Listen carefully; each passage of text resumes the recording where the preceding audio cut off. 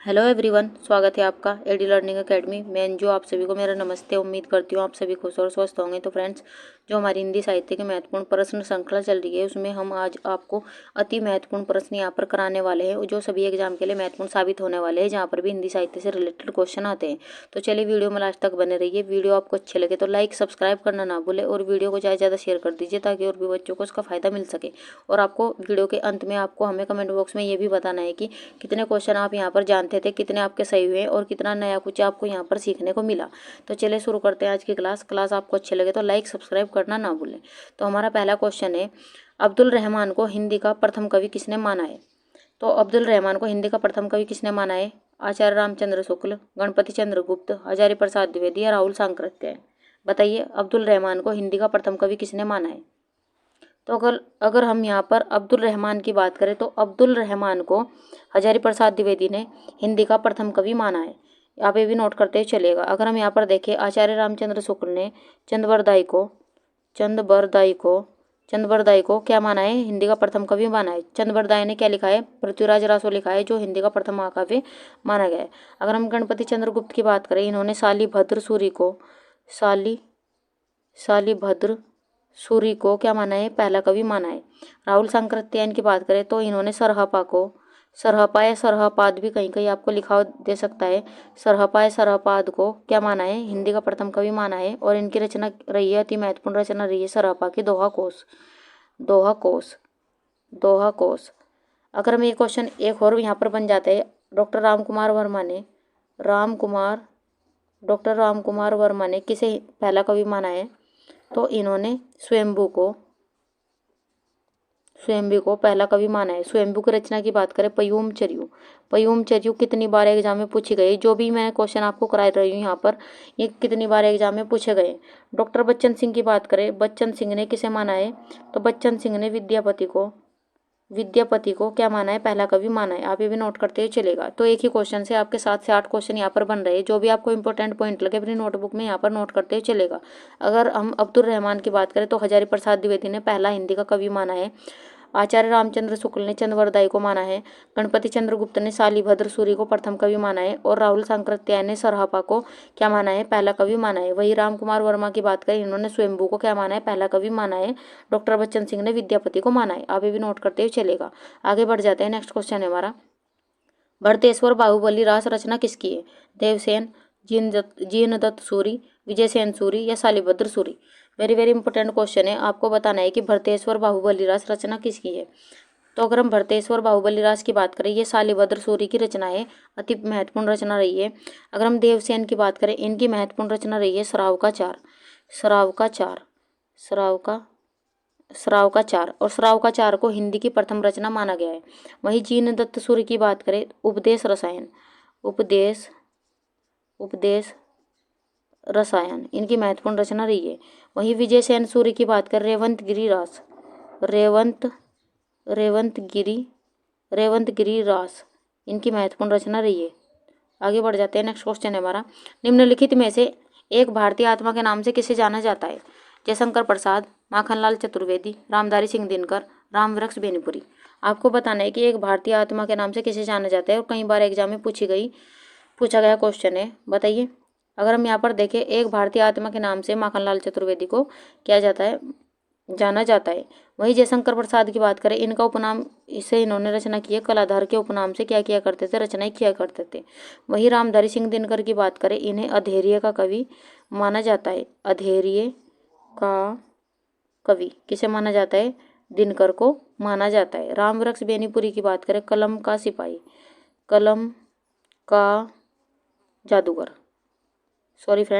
जादूगर किसे माना गया है? रामवृक्ष बेनीपुरी को माना गया है। और कलम का सिपाही, एक क्वेश्चन यहाँ से बन जाते हैं, कलम का सिपाही। दोनों ही क्वेश्चन कंफ्यूज करने वाले हैं, जैसे कि मैं भी कंफ्यूज हो गई थी कलम का जादूगर और कलम का सिपाही में, तो आप भी ऐसे ही कंफ्यूज हो सकते हैं। अगर हम रामवृक्ष बेनीपुरी की बात करें तो कलम का जादूगर रामवृक्ष बेनीपुरी को कहा गया है। कलम का सिपाही की बात करें, मुंशी प्रेमचंद को क्या कहा गया है? कलम का सिपाही कहा जाता है। आप ये भी नोट करते ही चलिएगा। आगे बढ़ जाते हैं। नेक्स्ट क्वेश्चन है हमारा, प्रथम साहित्य अकादमी पुरस्कार से किसे सम्मानित किया गया?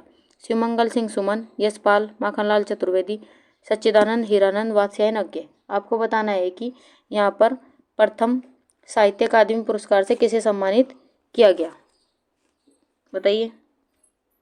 अगर हम प्रथम साहित्य अकादमी पुरस्कार की बात करें तो माखनलाल चतुर्वेदी को प्रथम साहित्य अकादमी पुरस्कार से सम्मानित किया गया। अगर हम इनकी रचना की बात करें, इन्हें किस रचना के लिए साहित्य अकादमी पुरस्कार से सम्मानित किया गया, हिमतरंगिणी हिमतरंगिणी रचना के लिए इन्हें 1955 में साहित्य अकादमी पुरस्कार से सम्मानित किया गया। वही शिवमंगल सुमन की बात करें, इन्हें किस रचना के लिए साहित्य अकादमी पुरस्कार से सम्मानित किया गया, मिट्टी की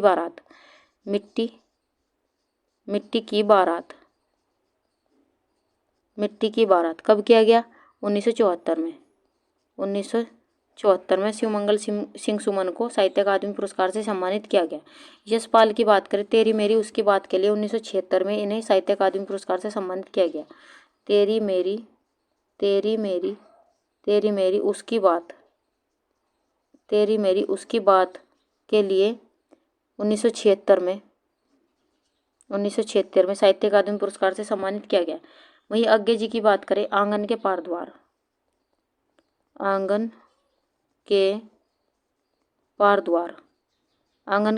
के लिए 1964 में साहित्य अकादमी पुरस्कार से सम्मानित किया गया।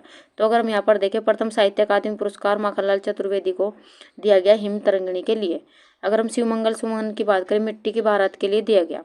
यशपाल की बात करें, तेरी मेरी उसकी बात, यशपाल को 1976 में साहित्य अकादमी पुरस्कार से सम्मानित किया गया। अज्ञे जी की बात करें, आंगन के पार द्वार के लिए 1964 में साहित्य अकादमी पुरस्कार से सम्मानित किया गया। आगे बढ़ जाते हैं। हमारा 5वां क्वेश्चन है, खड़ी बोली को हिंदवी नाम किसने दिया। महत्वपूर्ण क्वेश्चन है आपके एग्जाम की दृष्टि से। खड़ी बोली को हिंदवी नाम किसके द्वारा दिया गया, लल्लू लाल, अमीर खुसरो, राम प्रसाद निरंजनी या इंसान अल्लाह खां। आपको बताना है कि खड़ी बोली को हिंदवी नाम किसके द्वारा दिया गया। अगर हम यहाँ पर देखें, खड़ी बोली को हिंदवी नाम अमीर खुसरो के द्वारा दिया गया। अमीर खुसरो को खड़ी बोली का प्रथम कवि भी माना जाता है। खड़ी बोली का प्रथम कवि किसे माना जाता है, अमीर खुसरो को माना जाता है। और इन्होंने क्या दिया, खड़ी बोली को हिंदवी नाम से पुकारा है। लल्लू लाल की बात करें, इनकी अति महत्वपूर्ण रचना रही है प्रेम सागर। कितनी बार एग्जाम में पूछी गई प्रेम सागर। राम प्रसाद निरंजनी की बात करें, भाषा योग वशिष्ठ।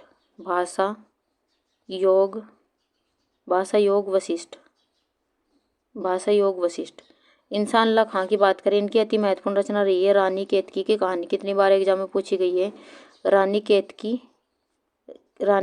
की कहानी। आगे बढ़ जाते हैं। हमारा नेक्स्ट क्वेश्चन है, गोरा बादल की कथा के लेखक कौन है, केशवदास, मतीराम, कवि जटमल या भूषण। महत्वपूर्ण रचना रही है गोरा बादल की कथा। आपको बताना है कि इसके रचनाकार कौन है।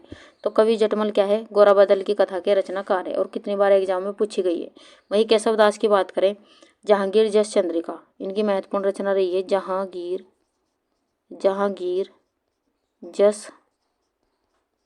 जहांगीर जस चंद्रिका। मतीराम की बात करें, ललित ललाम, कितनी बार एग्जाम में पूछी गई है, ललित ललाम। भूषण की बात करें, शिवराज भूषण हजारा, भूषण दुर्लास, ये सभी किसकी रचना है, कवि भूषण की रचना है। आगे बढ़ जाते हैं। नेक्स्ट क्वेश्चन है हमारा, फ्रेंड्स हमारा कंटेंट आपको अच्छा लग रहा हो तो लाइक सब्सक्राइब करना ना भूलें और वीडियो को ज़्यादा से ज़्यादा शेयर कर दीजिए ताकि और भी बच्चों को इसका फ़ायदा मिल सके। तो चलिए शुरू करते हैं अपना क्वेश्चन। तो हमारा 7वां क्वेश्चन है, हिंदी गद्य की प्रथम प्रौढ़ रचना कौन सी है। महत्वपूर्ण रचना रही है। आपको बताना है कि हिंदी गद्य की प्रथम प्रौढ़ रचना कौन सी है। बेताल पच्चीसी, नासिकेतोपाख्यान, भाषा योग वशिष्ठ, चंद छंद वर्णन की महिमा। अति महत्वपूर्ण प्रश्न है। आपको बताना है कि हिंदी की प्रथम प्रौढ़ रचना कौन सी है। तो अगर हम हिंदी की प्रौढ़ रचना की बात करें तो भाषा योग वशिष्ठ हिंदी की क्या रही है, प्रौढ़ रचना रही है। और किसके द्वारा लिखी गई है, राम प्रसाद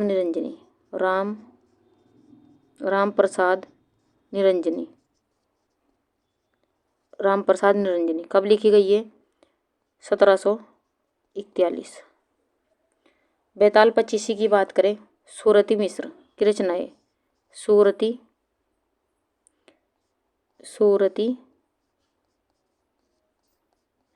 मिश्र की रचना रही है बेताल पच्चीसी। नासिकेतोपाख्यान की बात करें, सदल मिश्र सदल मिश्र की रचना कौन सी रही है? नासिकेतोपाख्यान। चंद छंद वर्णन की महिमा की बात करें, कवि गंग। गंग कवि की रचना रही है चंद छंद वर्णन की महिमा। तो चलिए अगर हम यहाँ पर देखें, भाषा योग वशिष्ठ प्रथम रचना रही है हिंदी गद्य की प्रौढ़ रचना। प्रौढ़ रचना कौन रही है? भाषा योग वशिष्ठ। बेताल पच्चीसी की बात करें, सूरती मिश्र की रचना रही है बेताल पच्चीसी। नासिकेतोपाख्यान की बात करें, सदल मिश्र। चंद छंद वर्णन की महिमा की बात करें, कवि गंग की रचनाएं। तो चलिए आगे बढ़ जाते हैं। हमारा नेक्स्ट क्वेश्चन है, निम्न में से खड़ी बोली को टकसाली भाषा किसने कहा है? अति महत्वपूर्ण प्रश्न है। निम्नलिखित में से खड़ी बोली को टकसाली भाषा किसके द्वारा कहा गया है? भारतेंदु हरिश्चंद्र, अमीर खुसरो, जॉन गिलक्राइस्ट या इनमें से कोई नहीं। महत्वपूर्ण प्रश्न है, आपको बताना है कि खड़ी बोली को टकसाली भाषा किसके द्वारा कहा गया है। तो खड़ी बोली को टकसाली भाषा जॉन गिलक्राइस्ट के द्वारा कहा गया है। अगर हम भारतेंदु हरिश्चंद्र की बात करें, इन्होंने खड़ी बोली को साधु भाषा कहा है। खड़ी बोली को क्या कहा है? साधु भाषा। किसके द्वारा कहा गया? भारतेंदु हरिश्चंद्र के द्वारा कहा गया है। भारतेंदु हरिश्चंद्र की बात करें, नील देवी अति महत्वपूर्ण रचना रही है। भारत दुर्दशा इनकी अति महत्वपूर्ण रचना रही है। भारतेंदु सत्य हरिश्चंद्र भी इनकी अति महत्वपूर्ण रचना रही है। अगर हम इनकी बात करें, भारतेंदु हरिश्चंद्र के नाम पर ही भारतेंदु युग भी किसके नाम पर पड़ा? भारतेंदु हरिश्चंद्र के नाम पर ही पड़ा। और इन्होंने खड़ी बोली को क्या कहा है? साधु भाषा कहा है। अमीर खुसरो की बात करें, इन्होंने खड़ी बोली को हिंदवी भाषा कहा है। इन्होंने खड़ी बोली को क्या नाम दिया है? हिंदवी भाषा कहा है। तो टकसाली भाषा किसके द्वारा कहा गया है खड़ी बोली को? इन्होंने कहा है जॉन गिल क्राइस्ट ने। आगे देख लेते हैं, नेक्स्ट क्वेश्चन हमारा, निम्न में से प्रेम का पीर या यातना का कवि किसे कहा गया है? अति महत्वपूर्ण प्रश्न है, कई बार एग्जाम में पूछा गया है कि प्रेम का पीर या यातना का कवि किसे कहा जाता है? नाथुराम शर्मा, घनानंद, शमशेर बहादुर सिंह या सुमित्रा नंदन पंत। आपको बताना है कि प्रेम का पीर या यातना का कवि किसे कहा गया है। अगर हम यहाँ पर देखें, प्रेम का पीर किसे कहा गया है? किस कवि को कहा जाता है? घनानंद को कहा गया है। अगर हम इनकी बात करें, इन्हें साक्षात रसमूर्ति भी कहा गया है। साक्षात रसमूर्ति किसे कहा गया है? घनानंद को ही कहा गया है। अति महत्वपूर्ण प्रश्न है, कई बार एग्जाम में पूछा गया है। नाथुराम शर्मा को भारतेंदु प्रगेंदु कहा गया है। भारतेंदु प्रगेंदु किसे कहा गया है? नाथुराम शर्मा को भारतेंदु प्रगेंदु। वही शमशेर बहादुर सिंह की बात करें, इन्हें कवियों का कवि कहा गया है। कई बार क्वेश्चन पूछा गया है, कवियों का कवि किसे कहा गया है? कवियों का कवि शमशेर बहादुर सिंह को कहा गया है। सुमित्रा नंदन पंत की बात करें, प्रकृति का सुकुमार। ये भी क्वेश्चन कई बार पूछा गया है।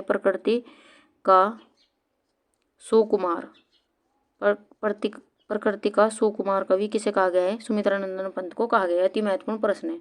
तो अगर हम यहाँ पर देखें, प्रेम का पीर या यातना का कवि घनानंद को कहा गया है। आगे देख लेते हैं, नेक्स्ट क्वेश्चन है। फ्रेंड्स, हमारी वीडियो, हमारा कंटेंट अगर आपको अच्छा लग रहा हो तो लाइक सब्सक्राइब करना ना भूलें। और जो भी कुछ आपको नया सीखने को मिल रहा है, आपको क्या यहाँ पर नया देखने को मिला और कितने क्वेश्चन आपको आते थे, कितने नहीं आते, ये हमें आप कमेंट बॉक्स में जरूर बताएं। तो चलिए हमारा 10वां क्वेश्चन है, अति महत्वपूर्ण प्रश्न है।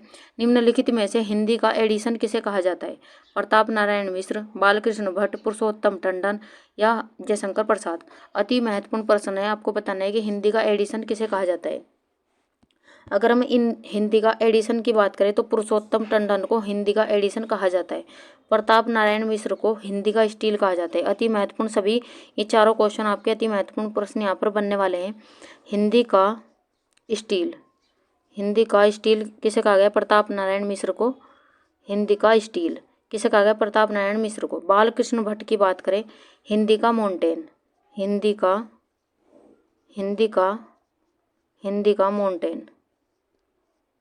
सभी नए क्वेश्चन है और एग्जाम की दृष्टि से मोस्ट इंपोर्टेंट क्वेश्चन है और एग्जाम में पूछे गए।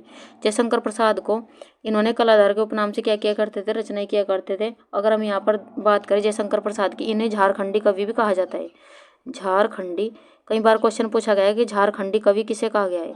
तो झारखंडी कवि किसे कहा गया? जयशंकर प्रसाद को ही कहा गया है। आगे देख लेते हैं, हमारा 11वां क्वेश्चन है, ज्ञानपीठ पुरस्कार दिया जाता है। आपको बताना है कि ज्ञानपीठ पुरस्कार किस लिए दिया जाता है? हिंदी भाषा के प्रचार प्रसार हेतु, भारतीय लेखकों की आर्थिक सहायता हेतु, भारतीय भाषा में साहित्यकारों के रचनात्मक लेखन हेतु या इनमें से कोई नहीं। आपको बताना है कि ज्ञानपीठ पुरस्कार किस लिए दिया जाता है। तो अगर हम यहाँ पर देखें, ज्ञानपीठ पुरस्कार ये भारतीय भाषा में साहित्यकारों के रचनात्मक लेखन हेतु दिया जाता है। आगे देख लेते हैं, हमारा नेक्स्ट क्वेश्चन है, जाकी रही भावना जैसी प्रभु मूरत देखी तिन तैसी। उपयुक्त पंक्तियाँ किसके द्वारा रचित है? अति महत्वपूर्ण पंक्तियां है कि जाकी रही भावना जैसी, प्रभु मूरत देखी तिन तैसी। आपको बताना है ये पंक्तियां किसके द्वारा रचित है? ज्ञानेंद्र कुमार, तुलसीदास, देव या प्रेमचंद? बताइए। अगर हम इनकी बात करें, जाकी रही भावना जैसी, प्रभु मूरत देखी तिन तैसी, तो ये पंक्तियां किसके द्वारा रचित है? तुलसीदास द्वारा रचित है। तुलसीदास की रचनाओं की बात करें, रामचरितमानस अति महत्वपूर्ण इनका महाकाव्य रहा है। रामचरितमानस अति महत्वपूर्ण इनका महाकाव्य रहा है। 7 इसमें कांड है। जैनेन्द्र कुमार की रचना की बात करें, त्यागपत्र कई बार एग्जाम में पूछी गई है। वही देव की बात करें, भावविलास देव की रचना रही है। भावविलास महत्वपूर्ण रचना रही है देव की। प्रेमचंद की बात करें, गोदान, गबन, मंत्र, सेवा सदन, ये सभी किसकी रही है? पंच परमेश्वर, ईदगाह, ये सभी महत्वपूर्ण रचना रही है प्रेमचंद जी की। आगे देख लेते हैं। हमारा 13वां क्वेश्चन है, अपने अपने पिंजरे आत्मकथा किसकी है? सुमित्रानंदन पंत, धर्मवीर भारती, भवानी प्रसाद मिश्र या मोहनदास नेमिशराय? आपको बताना है अपने अपने पिंजरे आत्मकथा किसकी है। अति महत्वपूर्ण आत्मकथा रही है। ये आत्मकथा किसकी है? अपने अपने पिंजरे आत्मकथा रही है मोहनदास नेमिशराय की। अति महत्वपूर्ण क्वेश्चन है। सुमित्रानंदन पंत की बात करें, लोक आयतन, इनकी रचना रही है लोक आयतन सुमित्रानंदन पंत। धर्मवीर भारती की बात करें, अंधा युग महत्वपूर्ण रचना रही है धर्मवीर भारती के, अंधा युग। भवानी प्रसाद मिश्र की बात करें, गीत फरोश भवानी प्रसाद मिश्र। नेक्स्ट क्वेश्चन है हमारा, सच्चिदानंद हीरानंद वात्स्यायन अज्ञ को किस रचना के लिए ज्ञानपीठ पुरस्कार से सम्मानित किया गया? अति महत्वपूर्ण प्रश्न है। आपको बताना है कि अज्ञ जी को ज्ञानपीठ पुरस्कार से सम्मानित किस रचना के लिए किया गया? हरी घास पर क्षण भर, कितनी नाव में कितनी बार, आंगन के पार द्वार, महावृक्ष के नीचे, सभी रचनाएं अति महत्वपूर्ण रचना रही है अज्ञ जी की। आपको बताना है कि इन्हें किस रचना के लिए ज्ञानपीठ पुरस्कार से सम्मानित किया गया? तो कितनी नाव में कितनी बार के लिए इन्हें ज्ञानपीठ पुरस्कार से सम्मानित किया गया? 1972 में। 1972 में कितनी नाव में कितनी बार के लिए इन्हें ज्ञानपीठ पुरस्कार से सम्मानित किया गया? हरी घास पे क्षण भर और आंगन के पार द्वार, महावृक्ष के नीचे, ये भी सभी रचनाएं किसकी? अज्ञ जी की महत्वपूर्ण रचनाएं रही है। आगे देख लेते हैं। हमारा 15वां क्वेश्चन है, बुंदेलखंड का चंद्रवरदायी किसे कहा जाता है? आपको बताना है कि बुंदेलखंड का चंद्रवरदायी किसे कहा जाता है? वृंदावन लाल वर्मा, नंददास, राजा बीरबल या विद्यापति? अति महत्वपूर्ण प्रश्न है। आपको बताना है कि बुंदेलखंड का चंद्रवरदायी किसे कहा जाता है? अगर हम यहाँ पर देखें, बुंदेलखंड का चंद्रवरदायी वृंदावन लाल वर्मा को कहा जाता है। वहीं नंददास की बात करें, इन्हें जड़िया कवि कहा गया है। जड़िया कवि किसे कहा गया है? नंददास को कहा गया है जड़िया कवि। अगर हम राजा बीरबल की बात करें, ब्रह्म कवि किसे कहा गया है? राजा बीरबल को कहा गया है। विद्यापति की बात करें, मैथिल कई बार एग्जाम में पूछा गया है, विद्यापति को क्या कहा गया है?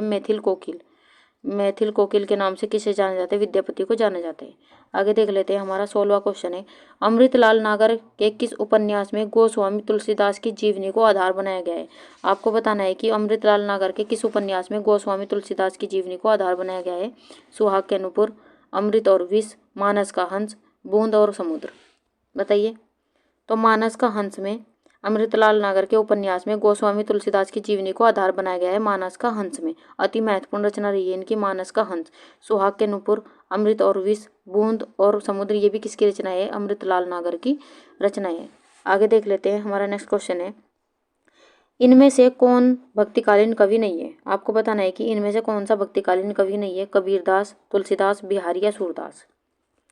अगर हम यहाँ पर देखें, भक्तिकालीन कवि नहीं है, ऐसे क्वेश्चन आपको बड़े ध्यान से करने होते हैं, तो इसमें नहीं पूछा गया है। तो भक्तिकालीन कवि कौन सा नहीं है? तो बिहारी भक्तिकालीन कवि ना होकर ये रीतिकालीन कवि है। रीतिकाल के कवि है। और बिहारी ने लिखा है बिहारी सतसई।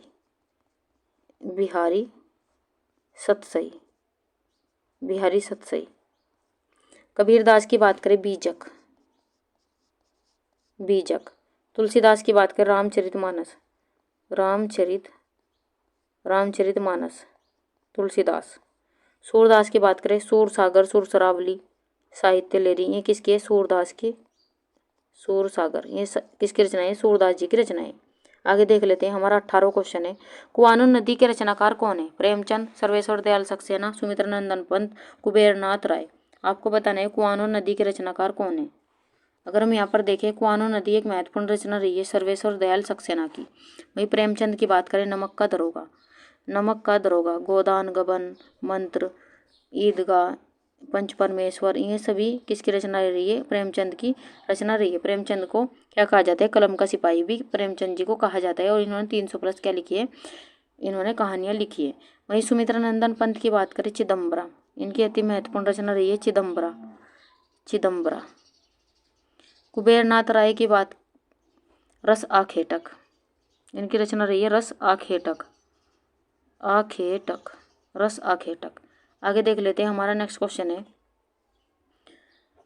दो राह समय के रथ का घर घर नाद सुनो, सिंहासन खाली करो की जनता आती है। अति महत्वपूर्ण पंक्तियां रही है। आपको बताना है ये पंक्तियां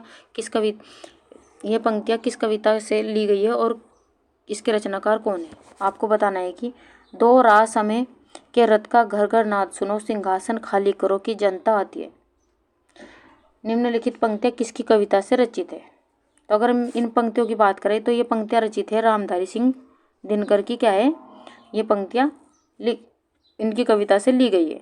और आपको कमेंट बॉक्स में ये बताना है कि इनकी किस कविता से ये पंक्तियां ली गई है। ये क्वेश्चन आपके लिए है, आपको बताना है रामधारी सिंह दिनकर की किस कविता से ये रचनाएं ली गई है। अगर हम नेक्स्ट बात करें, मैथिली शरण गुप्त की बात करें, मैथिली शरण गुप्त की रचना की बात करें, जयद्रथवध, जयद्रथवध, इनकी महत्वपूर्ण रचना रही है जयद्रथवध।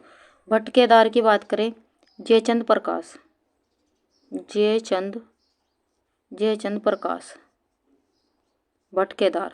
नरेश मेहता की बात करें, समय देवता, समय देवता, समय देवता, किसकी रचना रही है? नरेश मेहता की रचना रही है। आगे देख लेते हैं, हमारा 20वां क्वेश्चन है, अधिकार सुख कितना मादक किंतु सारहीन है। आपको बताना है ये पंक्तियां प्रसाद के किस नाटक से ली गई है कि अधिकार सुख कितना मादक किंतु सारहीन है। ये पंक्तियां प्रसाद के यानी कि जयशंकर प्रसाद के किस नाटक से ली गई है? अजातशत्रु, स्कंदगुप्त, धूर स्वामिनी या चंद्रगुप्त।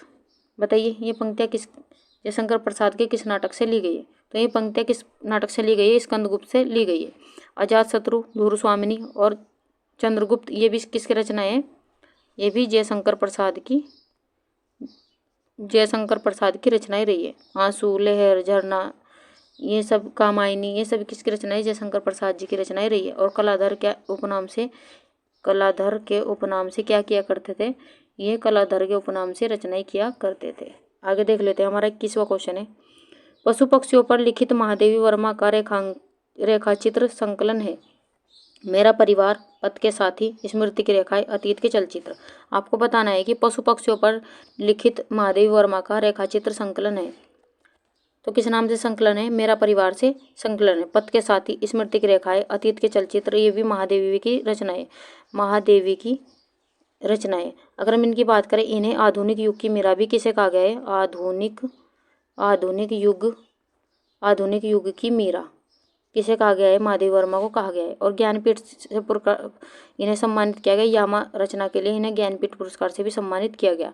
आप ये भी नोट करते हुए चलेगा। तो चलिए फ्रेंड्स, ये थे आज के क्वेश्चन। आपको हमारी क्लास, हमारा कंटेंट आपको कैसा लगा उसके बारे में आप हमें कमेंट बॉक्स में ज़रूर बताएं। आपके कितने क्वेश्चन यहाँ पर सही हुए और कितने क्वेश्चन आपको आते थे या कितना आपको नया यहाँ पर सीखने को मिला, उसे भी आप कमेंट बॉक्स में ज़रूर बताएं। तो चलिए मिलते हैं ऐसे ही प्रश्नों के साथ में नेक्स्ट वीडियो में। तब तक के लिए आप खुश रहिए, अपना ध्यान रखिए, अपना माता पिता का सम्मान कीजिए। मिलते हैं नेक्स्ट वीडियो में। वीडियो देखने के लिए थैंक यू।